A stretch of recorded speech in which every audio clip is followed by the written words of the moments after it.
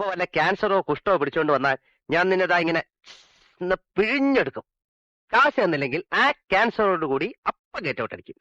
എത്ര മനോഹരമായ നടക്കാത്ത സ്വപ്നം. നടക്കും നടക്കും. ഒരു ഗതിയില്ലാതെ നീ പെരുവഴി കൂടെ നടക്കും. ജീവിതത്തിൽ ആദ്യമായിട്ട് ഈ ഒരു ഐഡിയക്ക് നിന്നോട് എനിക്ക് ബഹുമാനം തോന്നുന്നുണ്ട്. വലിയൊരു ബുദ്ധിരാശ്വാസൻ. ജോലി പോകാതെ രക്ഷിച്ചതിന് നീ എന്റെ കാല് പിടിക്കണ്ട. അല്ല, കുഴപ്പമില്ല. കാര്യം കാണാൻ കഴുതക്കാലം പിടിക്കണമെന്നൊരു ശാസ്ത്രമുണ്ടേ. അങ്ങനെയല്ല, കാര്യം കാണാൻ കഴുത കാലും പിടിക്കണമെന്ന്. ഇനിയിപ്പോ നിങ്ങൾ എങ്ങനെ വാടക തരുമെന്നാണ് ഞാൻ പ്രതീക്ഷിക്കേണ്ടത്? അമ്മാവ, ഞങ്ങൾ രണ്ടുപേരും എംപ്ലോയ്മെന്റ് എക്സ്ചേഞ്ചിൽ പേര് രജിസ്റ്റർ ചെയ്തിട്ടുണ്ട്. ഓ, എന്നാ പിന്നെ പേടിക്കണ്ട. മരിക്കണതിന്റെ തലേ ദിവസം പ്രശ്നങ്ങളൊക്കെ തീർന്നു. നാളെ മുതൽ കടത്തിന്റെ ഇടപാട് വേണ്ട.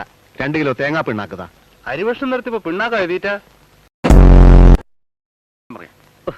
അതൊക്കെ പറഞ്ഞതാ. ഇനിയും പറ. എന്നാ നിങ്ങൾ വന്ന് കറക്ക്. നിന്റെ മറ്റവനോട് പറഞ്ഞോ. തന്നോട് ദൈവം ചോദിക്കും.